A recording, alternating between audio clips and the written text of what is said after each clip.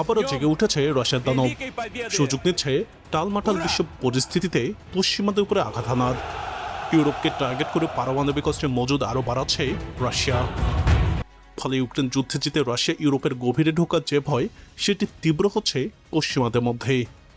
বর্তমানে রাশিয়া বিশ্বের সবথেকে শক্তিধর পারমাণবিক রাষ্ট্র, যা পারমাণবিক অস্ত্রের মজুদ বিশ্বের বাকি সব দেশের অস্ত্রের চেয়েও বেশি।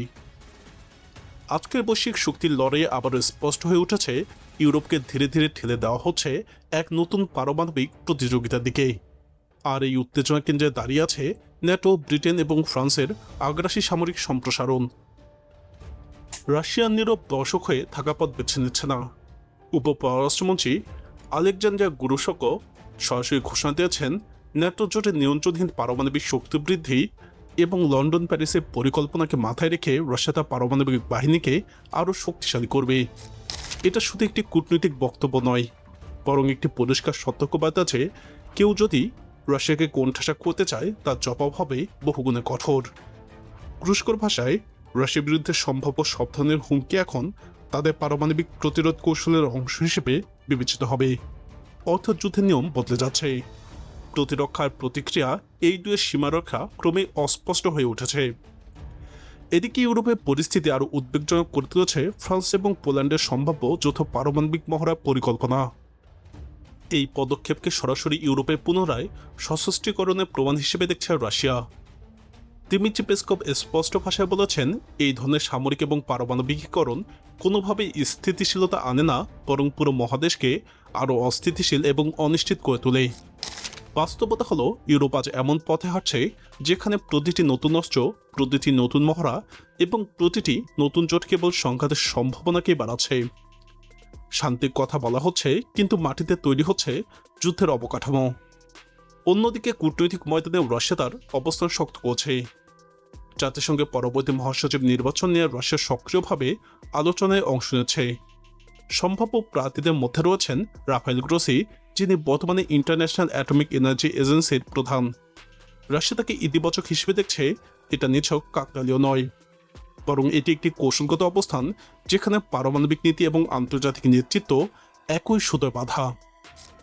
বিশেষ করে ইরান ইস্যুতে রাশিয়া এবং আইএইএ নিয়মিত যোগাযোগ প্রমাণ করে রাশিয়া শুধু সামরিক শক্তি নয়, কূটনৈতিক প্রভাবও সমানভাবে ব্যবহার করছে। পশ্চিমা চাপের বিপরীতে একটি বিকল্প শক্তি কেন্দ্র গড়ে তোলার চেষ্টা এখানে স্পষ্ট। এছাড়াও জ্বালানি রাজনীতিতেও রাশিয়া তার খেলা চালিয়ে যাচ্ছে। ড্রুজবা পাইপলাইনের মাধ্যমে হাঙ্গেরিতে পুনরায় তেল সরবরাহ শুরু করার প্রস্তুতি রয়েছে, তবে সেটি নির্ভর করছে ইউক্রেনের পদক্ষেপের উপর। অর্থাৎ ইউক্রেন যুদ্ধের প্রভাব শুধু যুদ্ধক্ষেত্রে সীমাবদ্ধ নয়, এটি ইউরোপে জ্বালানি নিরাপত্তাকেও সরাসরি নিয়ন্ত্রণ করছে। সবকিছু মিলে একটা বিষয় পরিষ্কার, বিশ্ব এখন আর কেবল এক মেরু নয়, পশ্চিমা শক্তিগুলোর একচেটিয়া আধিপত্য চ্যালেঞ্জের মুখে। রাশিয়া দেখিয়ে দিচ্ছে তারা শুধু প্রতিরোধ করবে না, বরং প্রতিটি চাপের জবাব আরও বড় শক্তি দিয়ে দেবে। এই পরিস্থিতিতে প্রশ্ন একটাই, ইউরোপ কি সত্যি নিরাপত্তা বাড়াচ্ছে, নাকি নিজের হাতেই তৈরি করছে ভবিষ্যৎ সংঘাতের আগুন? বিশ্ব রাজনীতির পর্দার আড়ালে এক নির্মম বাস্তবতা লুকিয়ে আছে। শক্তি এখানে শেষ কথা, আর সেই শক্তির শীর্ষে যে নামটি বারবার উঠে আসে সেটি হলো রাশিয়া। এমন একটি রাষ্ট্র যার পারমাণবিক ক্ষমতা এতটাই বিস্তৃত এবং ধ্বংসাত্মক যে পুরো পশ্চিমা বিশ্ব পর্যন্ত এর হিসেব কষতে গিয়ে বারবার থমকে দাঁড়ায়। রাশিয়ার পারমাণবিক শক্তি শুধু সংখ্যার খেলায় সীমাবদ্ধ নয়, এটি একটি পূর্ণাঙ্গ কৌশলগত দানব। হাজার হাজার ওয়ারহেড, আন্তঃমহাদেশীয় ব্যালিস্টিক মিসাইল, সাবমেরিন ভিত্তিক লঞ্চ সিস্টেম সব মিলে এমন একটি নিউক্লিয়ার ট্রায়াড গঠন করেছে যা একযোগে আকাশ, স্থল এবং সমুদ্র থেকে আঘাত হানতে সক্ষম। এই ক্ষমতা শুধু প্রতিরক্ষার জন্য নয়, এটি একটি স্পষ্ট বার্তা, রাশিয়ার বিরুদ্ধে কোনো সরাসরি সংঘাত মানেই আত্মঘাতী সিদ্ধান্ত। রাশিয়া দীর্ঘদিন ধরে তার পারমাণবিক অস্ত্র ভাণ্ডারকে আধুনিকায়ন করেছে। সোভিয়েত যুগে পুরনো কাঠামোকে বাদ দিয়ে তারা নতুন করে তৈরি করছে নতুন প্রজন্মের হাইপারসনিক লাইট ভেহিকল, উন্নত আইসিবিএম এবং স্টেলথ সাবমেরিন।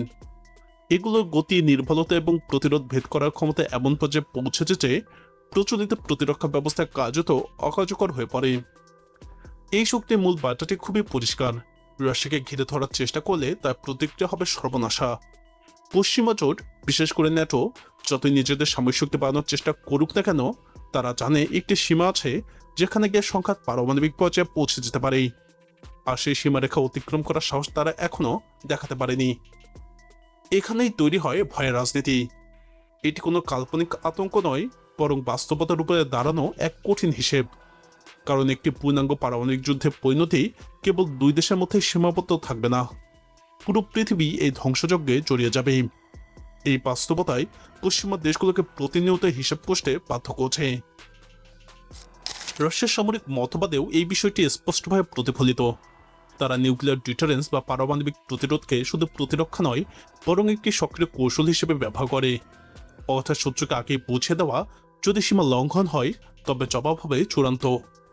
এই কৌশলগত অবস্থানকে আরও দৃঢ় করছে আধুনিক প্রযুক্তি ব্যবহার।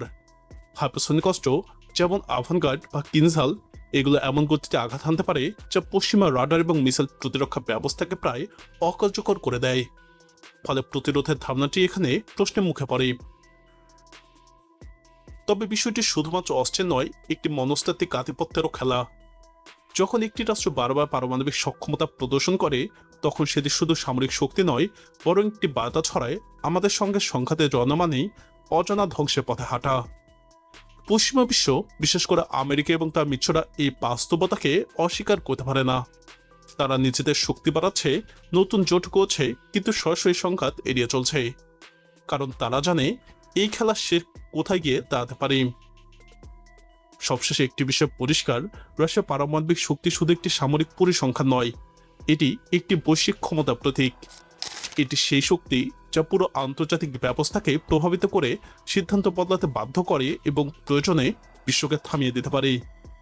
এই বাস্তবতার মুখোমুখি হয়ে প্রশ্ন একটাই, বিশ্বকে সত্যি শান্তি পথে এগোচ্ছে, নাকি ধীরে ধীরে আরো বড় এক সংঘাতের দিকে এগিয়ে যাচ্ছে, যেখানে শেষ কথা বলবে শুধু পারমাণবিক শক্তি। প্রায় ৮০ বছর ধরে পারমাণবিক অস্ত্র আছে পৃথিবীতে, এবং একে এক ধরনের প্রতিরোধমূলক ব্যবস্থা হিসেবে দেখানো হয়।